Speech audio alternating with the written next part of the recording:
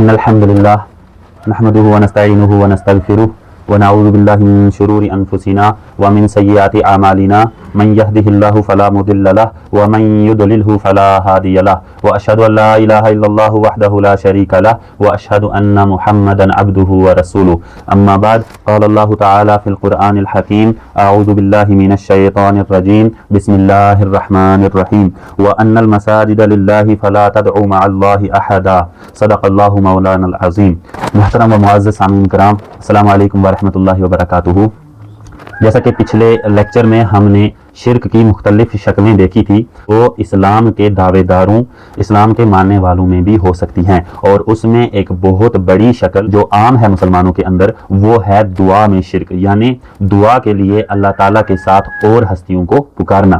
چنانچہ اللہ تعالیٰ نے قرآن پاک کی سٹارٹنگ میں ہی سورۃ الفاتحہ میں فرما دیا ایاک نعبد و ایاک نستعین۔ یہ عہد بندہ کرتا ہے ہر نماز میں، نماز کی ہر رکعت میں اللہ تعالیٰ کے ساتھ کہ اے اللہ میں عبادت بھی صرف تیری ہی کروں گا۔ یہی تو توحید ہے، یہی تو ہم پچھلے 2-3 لیکچر سے سمجھتے آ رہے ہیں، لیکن ساتھ ہی اللہ تعالیٰ نے ایک اور شکل کو واضح کر دیا ایاک نستعین کے ذریعے کہ اے اللہ مدد بھی صرف تجھ ہی سے لیں گے، کیونکہ اللہ تعالیٰ یہ جانتا تھا کہ امت مسلمہ میں سب سے زیادہ عام ہونے والا شرک فی الدعا ہوگا، مدد مانگنے میں شرک ہوگا۔ ہم اللہ کو چھوڑ کر اللہ کے برگزیدہ بندوں سے مدد مانگنا شروع کر دیتے ہیں۔ چنانچہ جو میں نے آیت کریمہ آپ کے سامنے تلاوت کی، پچھلے لیکچر میں بھی وہ آیت میں نے دعا میں شرک کے سلسلے میں آپ کے سامنے پیش کی تھی، سورہ جن کی آیت نمبر 18۔ اللہ تعالیٰ کا ارشاد ہے وَأَنَّ الْمَسَاجِدَ لِلَّهِ، کہ مسجدیں جو ہیں وہ صرف کس کے لیے ہیں؟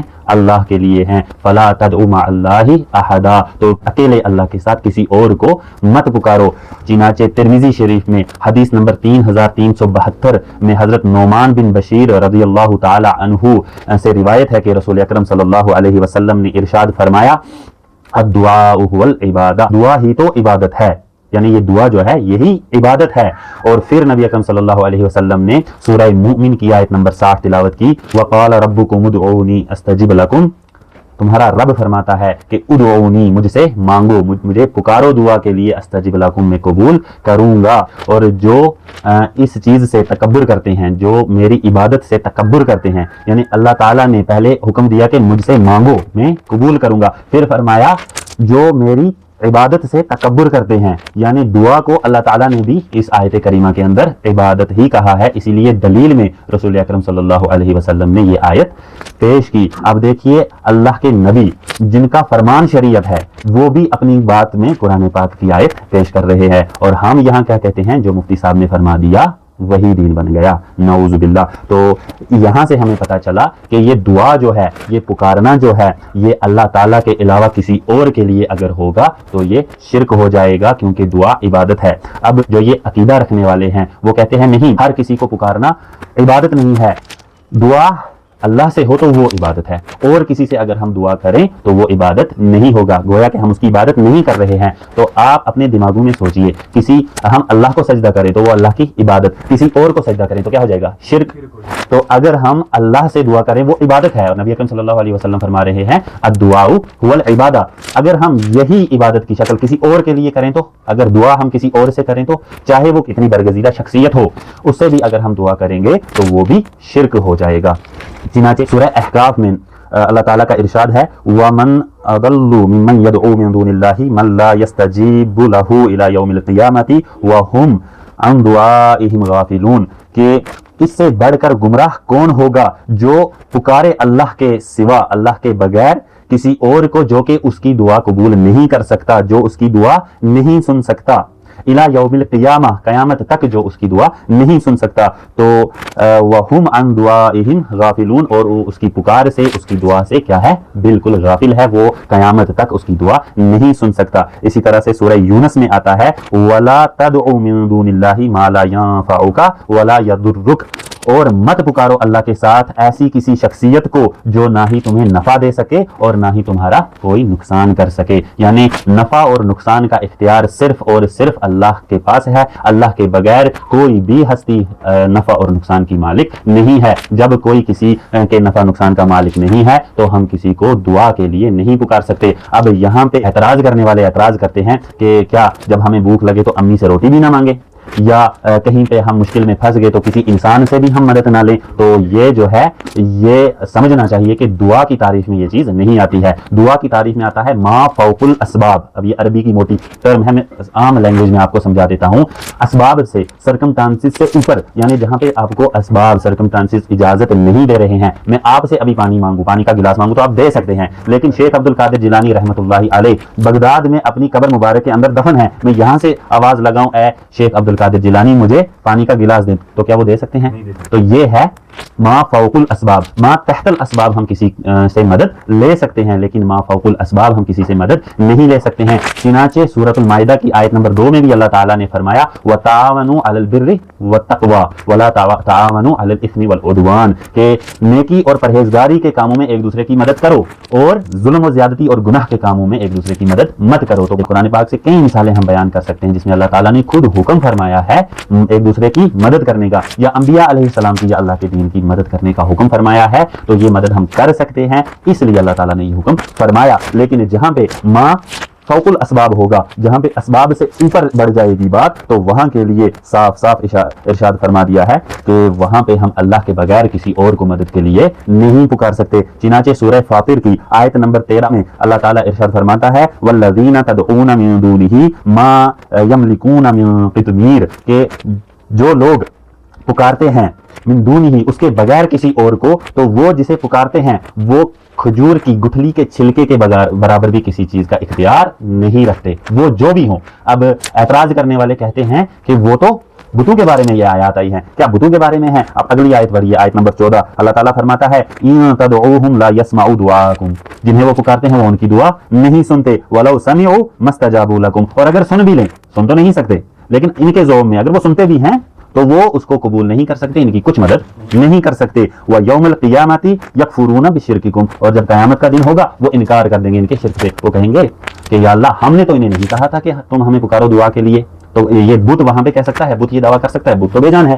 یہ وہ کہیں گے جو اللہ کے بندے ہوں گے، اللہ کے برگزیدہ شخصیات ہوں گے، وہ اللہ کے سامنے یہ عذر پیش کریں گے کہ اے اللہ ہم نے انہیں نہیں کہا تھا کہ تم ہمیں دعا کے لیے پکارو یا ہمیں عبادت میں اللہ کا شریک بناؤ، تو یہ اللہ کے بندے ہی ہوں گے۔ سورہ جن کی آیت نمبر 21 میں فرمایا قل انی لا املک لکم ضرا ولا رشدا، کہ اے نبی صلی اللہ علیہ وسلم فرما دیجئے کہ بے شک میں نہیں اختیار رکھتا تمہارے لیے کسی بھی نفع کا یا کسی بھی نقصان کا۔ تو یہ صاف الفاظ میں قرآن پاک میں بیان ہو گیا کہ نبی علیہ السلام بھی ہمارے کسی نفع نقصان کے مالک نہیں ہیں، صرف اللہ کے ساتھ یہ صفت خاص ہے، اللہ ہی ہمیں ہماری کچھ بلائی کر سکتا ہے یا ہمیں کوئی نقصان نعوذ باللہ پہنچا سکتا ہے۔ اب اعتراض میں یہ بخاری و مسلم کی وہ حدیث پیش کرتے ہیں کہ نبی اکرم صلی اللہ علیہ وسلم نے فرمایا انا قاسم، میں جو ہے تقسیم کرنے والا ہوں، اللہ تعالیٰ نے مجھے خزانے عطا کیے ہیں، میں وہ آگے تقسیم کرنے والا ہوں۔ تو اگر ہم پوری حدیث دیکھیں، صحیح بخاری میں اس حدیث کا نمبر 71 ہے انٹرنیشنل نمبر کے مطابق، اور 1037 نمبر ہے صحیح مسلم میں،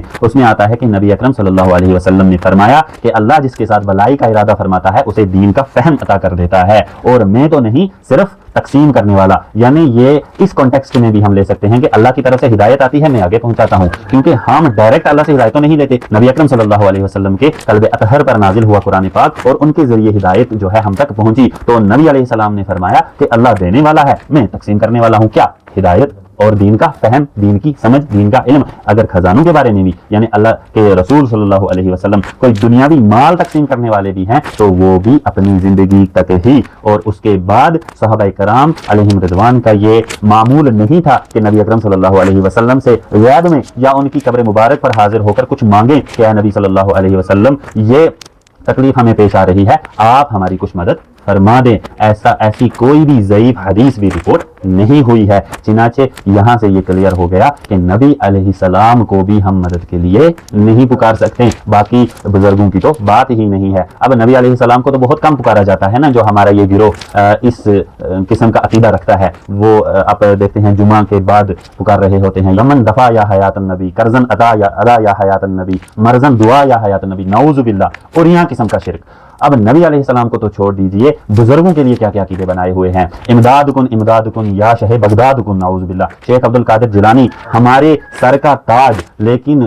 انہیں غوث الاعظم قرار دے دینا، سب سے بڑا غوث کا مطلب کیا ہوتا ہے؟ مشکل کشا، سب سے بڑا مشکل کشا، نعوذ باللہ من ذالک۔ اور یہ جو ہمارے اجمیر والے ہیں خواجہ معین الدین چشتی، یا خواجہ معین الدین چشتی پار لگا دے کشتی، یہ سارے نعرے، یہ ساری چیزیں، یہ کیا ہے؟ شرک ہے یا نہیں ہے؟ بزرگوں کو آپ جو ہے دعا کے لیے پکار رہے ہیں اور یہ اعتراضات پیش کرتے ہیں کہ اللہ تعالیٰ نے تو قرآن پاک میں بتوں کے لیے یہ آیات جو ہے نازل فرمائی ہیں، ان بندوں کے لیے نہیں ہے۔ میں نے آپ کے سامنے آیات پیش کر دی، کھول کر مقدمہ رکھ دیا قرآن پاک سے اور احادیث سے، اللہ کے سوا کسی کو بھی پکارے، چاہے وہ بت ہو یا اللہ کے برگزیدہ بندے ہوں، تمام کو اللہ کے سوا پکارنا، غیب میں ما فوق الاسباب، اسباب سے اوپر کسی کو پکارنا، یہ طریاں قسم کا، کھلے قسم کا یہ شرک ہے۔ اب یہ اعتراض کرتے ہیں کہ قرآن پاک میں آیا نا سورۃ البقرہ میں آیت نمبر 23 کے اندر وَإِن كُنتُمْ فِي رَيْبٍ مِّمَّا نَزَّلْنَا عَلَىٰ عَبْدِنَا فَأْتُوا بِسُورَةٍ مِّن مِّثْلِهِ، کہ اگر تمہیں شک ہے اس میں جو ہم نے اپنے نبی پر نازل فرمایا تو تم بھی لے آؤ اس جیسی ایک صورت۔ یہ تو جگہ جگہ پہلے تو پورے قرآن کا مطالبہ کیا گیا کہ اس جیسی کتاب لے آؤ، پھر 10 ہی صورتیں لے آؤ، اب جا کے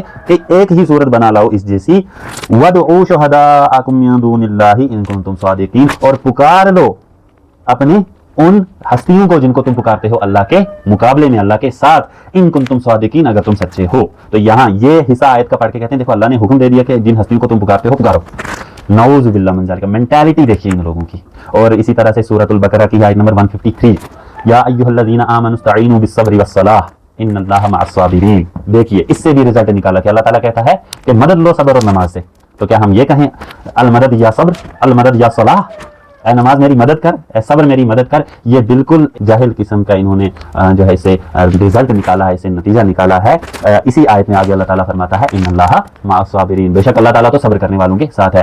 یا ایھا الذین آمنوا استعینوا بالصبر والصلاۃ، بھی یہاں پہ آیا ہے، تو بھی کا کیا مطلب ہے؟ کے ساتھ۔ یہ دو الفاظ عربی میں استعمال ہوتے ہیں، من اور بھی۔ من مطلب سے، اگر من ہوتا تو صبر سے مدد حاصل کرو، یہاں آ گیا بالصبر والصلاۃ، صبر کے ذریعے اور نماز کے ذریعے اللہ کی مدد چاہو، اللہ کی مدد مانگو۔ ان اللہ مع الصابرین، جو بھی صبر کرتا ہے اللہ تعالیٰ اس کے ساتھ ہے۔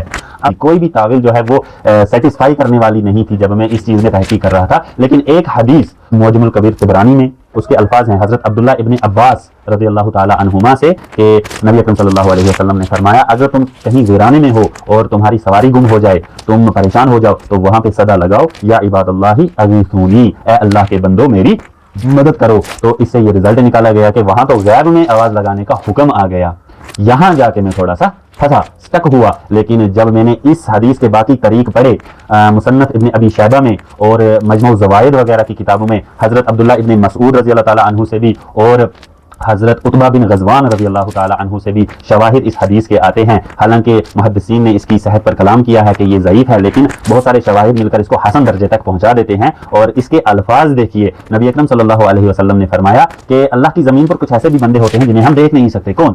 اللہ کے فرشتے اور جنات۔ اور یہ بھی ایک حدیث کے الفاظ ہیں کہ فرشتے زمین پر ہوتے ہیں اور وہ درختوں سے گرے ہوئے پتے لکھ رہے ہوتے ہیں۔ اگر تم ویرانے میں کسی ایسی حالت میں پھنس جاؤ کہ تمہاری سواری غائب ہو جائے اور تم کسی مصیبت میں پھنس جاؤ، تو وہاں پہ آواز لگاؤ یا عباد اللہ اعینونی، اے اللہ کے بندوں میری مدد کرو۔ تو وہ جو اللہ کے بندے زمین کے اندر ہیں جو ہمیں نظر نہیں آ رہے، تو وہ آپ کی سواری آپ کو لا دیں گے یا آپ کی وہ پریشانی دور کر دیں گے۔ تو یہ تو ما فوق الاسباب نہیں ہوا، اللہ کے نبی نے کلیئر کر دیا کہ وہاں پہ ہوتے ہیں کچھ لیکن ہم انہیں نہیں دیکھ سکتے۔ تو اس سے غیر میں مدد حاصل کرنا کہاں سے ثابت ہو گیا؟ کچھ اور بھی ان کے اعتراضات آتے ہیں کہ اللہ کے رسول صلی اللہ علیہ وسلم نے فرما دیا کہ مجھے اپنی امت سے شرک کا خوف نہیں ہے۔ اس کا جواب تو میں نے پچھلے لیکچر میں دے دیا تھا کہ سورہ یوسف کی آیت نمبر 106 ہے، ما یؤمن اکثرهم باللہ الا وهم مشرکون، کہ ان میں سے اکثر جو ایمان لانے والے ہیں باوجود اللہ پر ایمان لانے کے شرک میں مبتلا ہیں، یعنی ایسے لوگ بھی ہیں جو باوجود اللہ پر ایمان لانے کے، اسلام کا دعویٰ کرنے کے وہ مشرک ہیں۔ اس کو ایک اور حدیث جو صحیح مسلم میں 2198 2198 نمبر ہے وہ کلیئر کر دیتی ہے اس چیز کو، حضرت عبداللہ ابن عباس رضی اللہ تعالی عنہ ہی سے، کہ نبی اکرم صلی اللہ علیہ وسلم نے ارشاد فرمایا کہ کوئی مومن اگر اس دنیا سے چلا جائے، مر جائے، اس کے جنازے میں اگر ایسے 40 مسلمان شریک ہوں جو اللہ کے ساتھ کسی کو شریک نہ کرتے ہوں، تو اللہ تعالیٰ ان کی شفاعت اس کے حق میں قبول کر لے گا۔ تو جنازہ کون پڑھتا ہے؟ جنازہ کافر پڑھتا ہے؟ مسلمان ہی تو پڑھتا ہے۔ مسلمانوں کے اندر ہی اللہ کے حبیب صلی اللہ علیہ وسلم فرما رہے ہیں ایسے 40 ہونے چاہیے جو شرک سے پاک ہوں, جو اللہ کے ساتھ کسی کو شریک نہ ٹھہراتے ہوں, تو اللہ تعالیٰ ان کی شفاعت اس مردے کے حق میں قبول کر لے گا. تو یہ اعتراض ان کا یہ بھی رفع ہو گیا کہ امت مسلمہ میں شرک نہیں ہو سکتا. جب ہم عوام میں کسی مجلس میں بیٹھ کر کسی کو یہ بات سمجھاتے ہیں تو لا علم عوام جو ہے ہماری, وہ آگے سے یہ جواب دیتے ہیں کہ حضرت وسیلہ تو جائز ہے نا, ہم وسیلے کے طور پر ان کو پیش کرتے ہیں. تو ایسا ہی تو کفار مکہ بھی کرتے تھے. جو آسمانی مذاہب بگڑ کر جو ان کی شکلیں بنی, جو بھی ان کے اندر بت پرستی یا شرک عام ہوا, وہ بھی ہمارے ہی ان کم علم مسلمانوں کی طرح ان کو اللہ کے بندے مانتے تھے, اور انہیں جو ہے اللہ کا عطائی سمجھ کر کے اللہ ہی عطا کرتا ہے اور ہم ان سے مانگتے ہیں, یہ ہمیں اللہ کا ہی دیا ہوا آگے ہمیں جو ہے یہ عطا کرتے ہیں. تو یہ سب کنسپٹ جو ہے یہ ان کے اندر بھی تھے. قرآن پاک میں جگہ جگہ آپ دیکھ لیجئے کہ وہ کہتے ہیں کہ ہم ان کی عبادت اس لیے کرتے ہیں تاکہ یہ ہمیں اللہ کے قریب کر دے. اللہ نے تو سورۃ البقرہ کی آیت نمبر 186 میں فرما دیا, وَإِذَا سَأَلَكَ عِبَادِي أَنِّي فَإِنِّي قَرِيبٌ أُجِيبُ دَعْوَةَ الدَّاعِ إِذَا دَعَانِ, کہ جب آپ سے میرے بندے میرے بارے میں پوچھتے ہیں تو فرما دیجئے میں تو بالکل قریب ہوں ان کے, میں تو انتہائی قریب ہوں کہ جو بھی مجھے پکارتا ہے میں اس کی پکار کو سنتا ہوں, قبول کرتا ہوں, اسے وہ عطا کرتا ہوں جو وہ مانگتا ہے. اہل سنت میں یہ ایک ہی گروہ ہے جس میں یہ گمراہی پھیلی ہے. شیعوں میں جو ہے بہت زیادہ حد تک یہ گمراہی ہے, وہ تو حضرت علی رضی اللہ تعالی عنہ کو مدد کے لیے پکارتے ہیں, یا علی مدد, نعوذ باللہ. تو ان کی ہی مستند کتاب جو ہے مولا علی علیہ السلام کے خطبات اور خطوط کی نہج البلاغہ, اس میں خط نمبر 31 جو حضرت علی رضی اللہ تعالی عنہ نے اپنے فرزند امام حسن علیہ السلام کی طرف لکھا, اس میں الفاظ ہیں حضرت علی رضی اللہ تعالی عنہ کے کہ اے میرے بیٹے, مجھے بھی موت آنی ہے, میں بھی اس دنیا سے رخصت ہو جاؤں گا, تجھے جب بھی کوئی حاجت درکار ہو تو صرف اللہ سے فریاد کرنا, صرف اللہ سے مانگنا. اللہ کا دربار وہ دربار ہے کہ اس نے اپنا کوئی دربان بھی مقرر نہیں کیا ہے. سبحان اللہ, اللہ کے دربار میں کوئی دربان بھی نہیں ہے. تو یہ مثالیں دنیاوی مثالیں کہ جیسے ہم کسی آفیسر کے پاس اپروچ کرتے ہیں تو اس کے لیے سفارش چاہیے, ہم ان بندوں کو اللہ کے سامنے کسی سفارش کے لیے پیش کریں. سورۃ الشورى کی آیت نمبر 11 میں آتا ہے, لیس کمثلہ شیء وہو السمیع البصیر, اللہ کی مثل کوئی بھی چیز نہیں ہے. اللہ کو تم ان انسانوں کے اندر جو حاکم ہیں ان جیسا مت سمجھو, اللہ کی مثل کوئی چیز نہیں ہے. وہو السمیع البصیر, وہ سننے والا بھی ہے اور دیکھنے والا بھی ہے. ایک پہاڑ کے اندر, ایک پتھر کے اندر چیونٹی کو غذا پہنچانے والا ہے, اسے وہاں کے حالات بھی پتہ ہیں عرش اعظم پر مستوی ہو کر. تو اللہ تعالیٰ کو کیا ضرورت ہے کہ تم اس کے سامنے کسی سفارشی کو پیش کرو. اللہ تعالیٰ سے دعا ہے کہ ان گمراہیوں سے اللہ تعالیٰ ہماری حفاظت کرے, ہمیں دین کی صحیح سمجھ عطا کر کے اسے اپنے دوسرے بھائیوں تک پہنچانے کی توفیق عطا کرے. سبحانک اللہم و بحمدک, اشہد ان لا الہ الا انت واستغفرک واتوب الیک, وما علینا الا البلاغ.